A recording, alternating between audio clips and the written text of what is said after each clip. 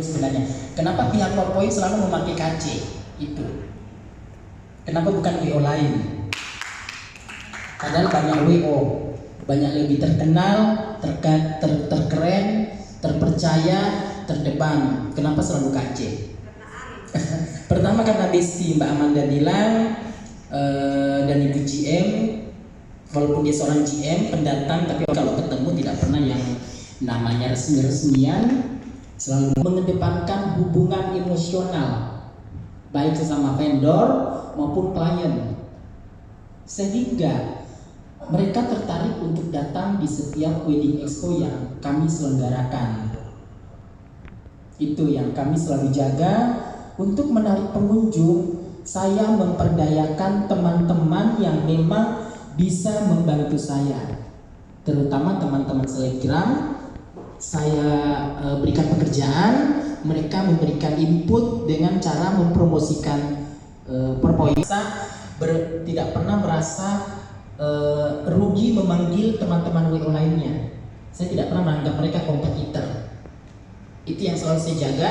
Saya tidak pernah menganggap teman-teman WO lainnya itu kompetitor, tetapi saya jadikan mereka rekanan kerja.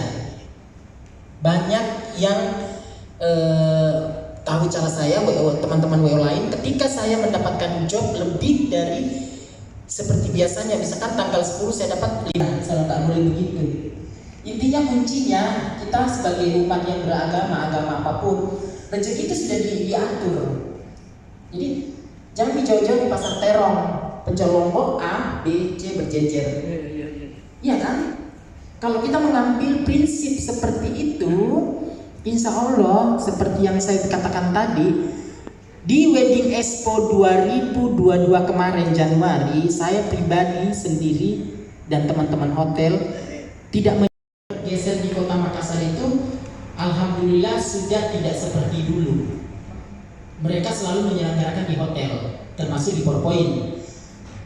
Yang saya Januari, alhamdulillah sudah ada beberapa event di sini, di Porpoint, lamaran, pengajian dan sebagainya. Karena dampak dari membuat acara di hotel itu memang dari segi fasilitas sudah lengkap. Fasilitas sudah lengkap, suasana nyaman, harga sangat terjangkau. Jadi kalau